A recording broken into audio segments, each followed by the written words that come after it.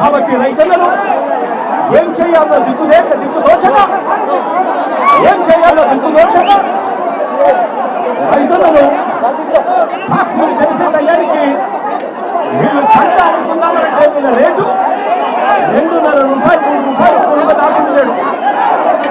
ఇదే పెద్ద మంత్రి చంద్రబాబు నాయుడు గారు నేను అడుగుతా ఉన్నా, 52 పల్ప్ కంపెనీలు చిత్తూరు జిల్లాల్లో ఉన్నాయి. నేను అడుగుతా ఉన్నా, జూన్ 2వ వారం మే 10, 15వ తారీఖున తెరవాల్సిన ఈ ఫ్యాక్టరీలు జూన్ 2వ వారం 3వ వారం దాకా తెలియకపోతే మీరు ఏ గార్డెన్ కాస్తా ఉన్నారు చంద్రబాబు నాయుడు అడుగుతా ఉన్నా. నేను ఇదే చంద్రబాబు నాయుడు గారిని అడుగుతా ఉన్నా, ఎంతమంది రైతులకు ఈ ఫ్యాక్టరీలు 8 రూపాయలు మీరు చెప్పినట్టుగా ఎంతమంది రైతులకు ఈ ఫ్యాక్టరీలు కిలో 8 రూపాయలకు వచ్చి కొనుగోలు చేశారు అని అడుగుతా ఉన్నా. ఎంతమంది రైతులకు మీరు చెప్పినట్టుగా మీరు 4 రూపాయల రైతులకు ఎంతమందికి ఇచ్చారు అని చంద్రబాబు నాయుడు గారిని గట్టిగా నిలదీస్తూ అడుగుతా ఉన్నా. అయ్యా చంద్రబాబు, మీ పుణ్యాన పరిస్థితి ఏమిటి అనంటే ఈరోజు రైతులకే ఒక్కరికి కూడా గిట్టుబాటు ధర రాని పరిస్థితి. పక్కన కర్ణాటకలో 16 రూపాయల కేజీకి అక్కడే జనతాదళ నేత కేంద్ర మంత్రి కుమారస్వామి అడిగితే కేంద్ర ప్రభుత్వం 16 రూపాయలకు కొనుగోలు చేయడానికి ముందుకు వచ్చిందట.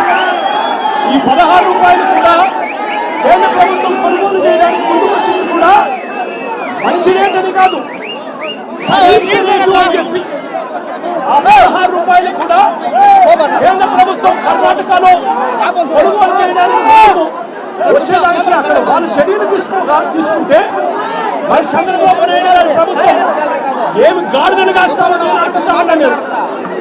ఇదే చంద్రబాబు నాయుడు గారు గట్టిగా ప్రశ్నిస్తూ అడుగుతా ఉన్నా, జిల్లాలో 6,45,000 టన్నులు 6,45,000 మెట్రిక్ టన్నుల దిగుబడి వస్తుంది. 2,20,000 ఎకరాలలో పంట పండుతుంది. 76,000 మంది రైతులు వ్యవసాయం చేస్తూ మామిడి మీద బతుకుతారు.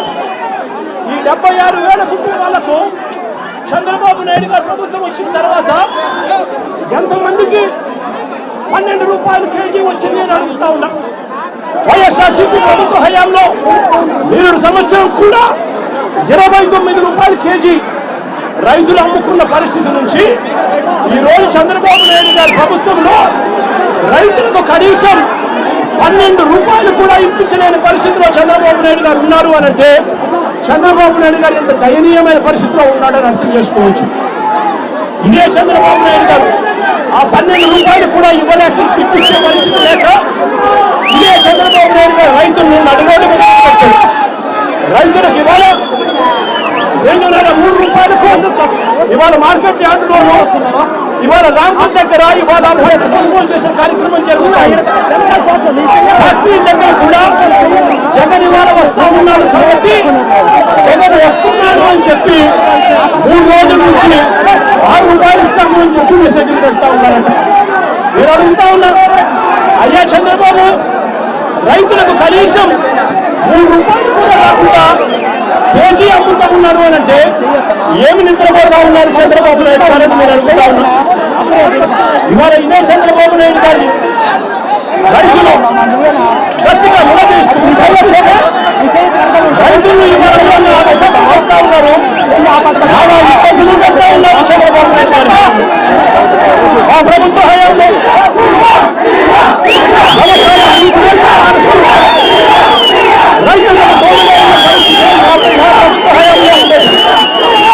రైతులకు మే మాసం వచ్చేసరికి పంట కొనుగోలు కోసం పంట పెట్టుబడి కోసం పెట్టుబడి సహాయం కింద మేఘ మాసంలో రైతులకు పెట్టుబడి సహాయం అందేది. రైతులకు ఆర్థికలు తోడుగా ఉండేది. చెయ్యి పట్టుకొని రైతులను నడిపించే కార్యక్రమం జరిగింది. కానీ ఈరోజు ఏం జరుగుతూ ఉంది? మొదటి సంవత్సరం దాటిపోయింది.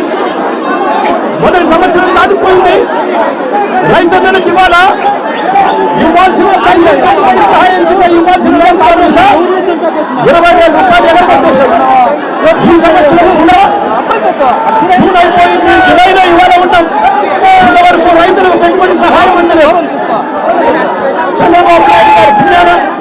రైతులకు ఇన్పుట్ సబ్సిడీ సమయానికి రావాల్సిన ఇన్పుట్ సబ్సిడీ రాకుండా పోయింది. చంద్రబాబు నాయుడు గారి పుణ్యాన ఉచిత పంటల ద్వారా రైతులకు పూర్తిగా ఎగరగొట్టేసిన పరిస్థితి. చంద్రబాబు నాయుడు గారి పుణ్యాన ఆర్బీకేలన్నీ నిర్వీర్యమైపోయి ఈత్రాలన్నది పూర్తిగా నిర్వీర్యమైపోయి రైతులకు కనీస మద్దతు ధర రానప్పుడు మా ప్రభుత్వ హయాంలో సీఎం ఆర్పణ ఉండేది. Continuous monitoring of agriculture price and production. ఆర్బీకేల పరిధిలో ఏ ఒక్క పంటకు గిట్టుబాటు ధర రాకపోయినా కూడా వెంటనే అగ్రికల్చర్ గ్రాడ్యుయేట్ గా ఉన్న ఆర్బీకే అసిస్టెంట్ వెంటనే నోటిఫై చేసేవాడు. జాయింట్ కలెక్టర్లు జాయింట్ మేనేజింగ్ డైరెక్టర్లుగా మార్కెట్ గా వ్యవహరించే వాళ్ళు వెంటనే ఇన్వాల్వ్ అయి ఆ ఆర్బీకే పరిధిలో ఆధారంగా పంటను కొనుగోలు చేస్తున్నారు. ఇవన్నీ పూర్తిగా కనుగొనైతే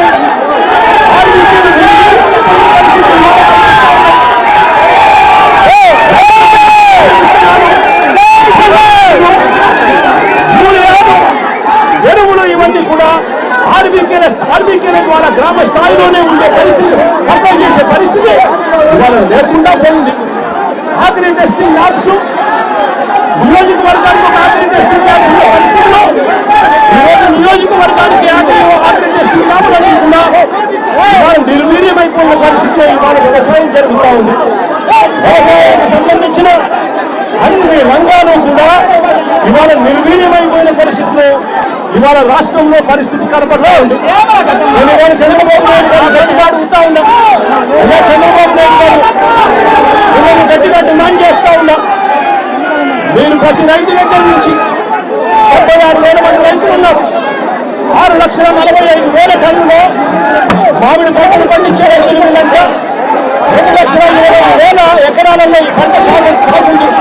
ఈ మామిడి చెట్లను కూడా పెద్ద చెట్లు ఆర్బీకేల పరిధిలో ఇవన్నీ కూడా నమ్మని అవి ఉండే డివైడ్ గ్రామాలలో ఈ 76,000 మంది రైతులకు మీరే 12,000 రూపాయలు వాళ్ళ బ్యాంక్ అకౌంట్లో డబ్బులు వేయాలి. డబ్బులు వేసి ఆ పంటను మీరే కొనుగోలు చేసి ఆ తర్వాత ఫ్యాక్టరీలకు మీరే అమ్ముకోమని చెప్పి చంద్రబాబు నాయుడు డిమాండ్ చేస్తూ ఉన్నాం. రైతులను ఇబ్బందులు చేస్తూ రైతులు ఇవాళ ఫ్యాక్టరీలు కొనుక్కోక రాత్రుల దగ్గర 2 రూపాయలు 3 రూపాయలకు అమ్ముకోలేక పంటను కుళ్ళిపోతా ఉన్న పరిస్థితిలో రైతు తాను తెచ్చిన పంటను ఫ్యాక్టరీల చుట్టూ 4-5 రోజులు లారీలలో స్టాక్ పెట్టుకుని అక్కడ కూడా ఆ లారీ ఖర్చులకు డబ్బులు ఇవ్వలేక అభిశాంతి పడతా ఉన్న రైతులకు తోడుగా ఉండమని కోరుతా ఉన్నాం. లేదంటే రైతుల తరఫున వైఎస్ఆర్సీపీ ప్రభుత్వం గట్టిగా ఉద్యమిస్తుందని చంద్రబాబు నాయుడు గారి నెరవేర్చకపోతే రైతుల తరఫున గట్టిగా ఉద్యమం చేస్తారు వైఎస్ఆర్సీపీ అని చెప్పి చంద్రబాబు నాయుడు గారిని ప్రభుత్వంగా హెచ్చరిస్తా ఉన్నాం.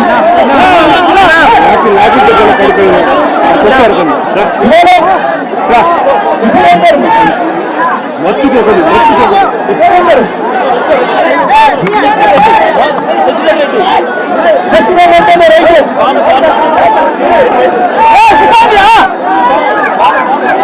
రైతు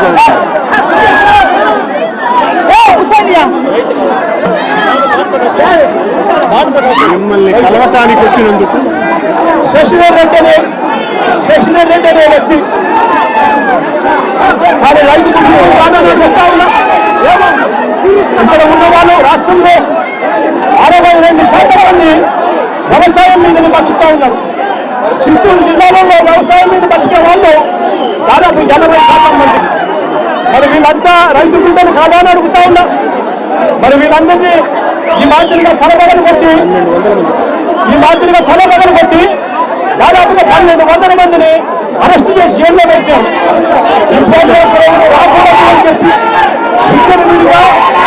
లాఠీ చార్జ్ చేశారు. నేను అడుగుతా వీళ్ళు పోలీసులా మనుషులు ఉన్న రాక్షసులు అడుగుతా ఉన్నాం. ఇవాళ ప్రతి పోలీసు సోదరులకు ఒకటే చెప్తా ఉన్నాం. అయ్యా ప్రతి పోలీసు సోదరుగా మీకు కూడా సమస్యలు ఉంటాయి. జగన్ అనే వ్యక్తి ఎప్పుడు ఎవరికి సమస్య వచ్చినా పలికేది ఒక్క జగన్ మాత్రమే పలుకుతాడు. ఒక రైతు సమస్యలైనా జగనే పలుకుతున్నాడు. మామూలు రైతులైనా కూడా జగనే పలుకుతా ఉన్నాడు. మిర్చి రైతులైనా కూడా జగనే పలుకుతా ఉన్నాడు. ఉద్యోగస్తుల సమస్యలైనా కూడా వాళ్ళకి 5,000 ఇవ్వాలన్నా, టీఆర్సీ డిమాండ్ చేయాలన్నా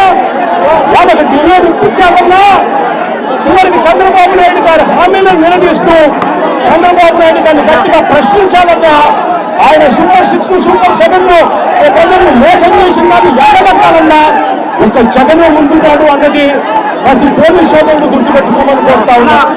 ఇవాళ ప్రతి పోలీస్ సోదరుడు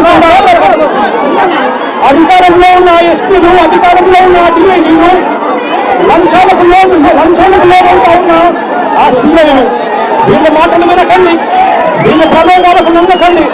రేపొద్దున మీ సమస్యలు కూడా ఇదే మాటలు గారు చంద్రబాబు నాయుడు గారు మోసం చేసి రోడ్డు మీద పడేసే కార్యక్రమం జరిగినప్పుడు అప్పుడు జగన్ అనే వ్యక్తి ముందుకు రావాలి అనంటే ఈ మాదిరిగా ఈ పోలీస్ హరాస్మెంట్ జరుగుతా ఉన్న తీరును ప్రతి కానిస్టేబుల్ సోదరులు కూడా, పూర్తి స్థాయిలో ఉన్న ప్రతి కానిస్టేబుల్ సోదరులు కూడా, ప్రతి ఎస్ఐ సోదరులు కూడా అద్భుతమైన పోలీసులు కూడా కోరుతా ఉన్నారు. ఏదంటే ఈ రాష్ట్రంలో సమస్యల గురించి మాట్లాడేవాడు ఎవరు ఉండదు. సమస్యల గురించి ఎవరు మాట్లాడినా కూడా ఆ సమస్యలు లేదు అని చెప్పి ధృవీకరిస్తాను, రామాలాడుతాను, తప్పులో పట్టిస్తాను. సమస్యలకు ప్రజలకు గాలిపోతుంది, నష్టపోయే కార్యక్రమం జరుగుతుంది. ప్రతి పోలీసు సోదరుడు కూడా ఈ సమస్య